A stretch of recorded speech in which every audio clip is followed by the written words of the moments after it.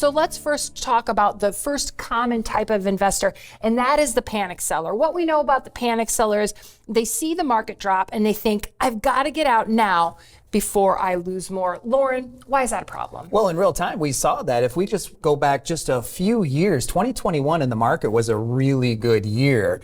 And then enters 2022 where the markets, the bond markets, the stock markets, all of it just collapsed. And so many people were looking at what seemed like the writing on the wall and saying, now's the time I got to sell. Things look disastrous. It's not going to get any better anytime soon. I have to protect. That's the panic seller mentality, in which time a lot of people then, panic sellers anyway, do sell. And the second problem is when you get back in. And that's the issue that creates really bad circumstances long term for a lot of people in their overall retirement plan.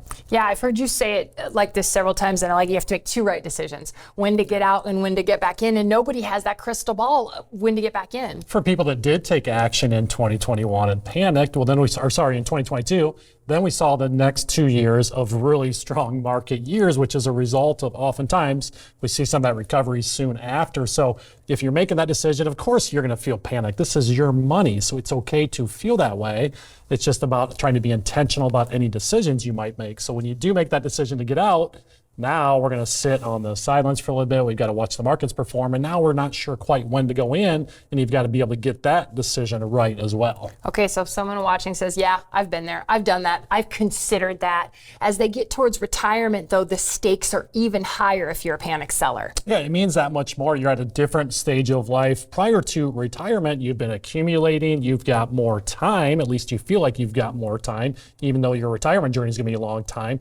But we're not as worried about the market volatility because you're put money in, your dollar cost averaging, you're not as close to that distribution stage of life. But now at retirement, for a lot of you, you're going to start taking money out. And when your portfolio is riding the volatility of the markets and you're taking money out, we know that feels different and it does mean more to people at this stage of life. Okay, let's offer the panic sellers a solution. I think one of the really important things, if you see yourself in a panic seller, is to understand some historical perspective. We have to look at the historical perspective because what that does is it gives us a broader picture, a bigger picture to see that things aren't always going to be this bad. Because you're right, Molly, one of the things we hear all the time is now that I'm close to retirement or in retirement, I don't have time on my side.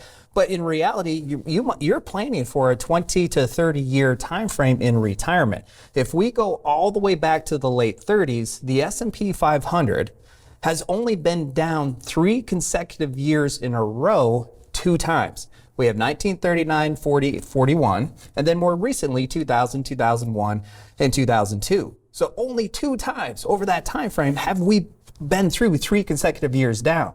Even more so, over that same time frame, the S&P 500 has only been down 2 years in a row, 1 time, 1973 and 1974.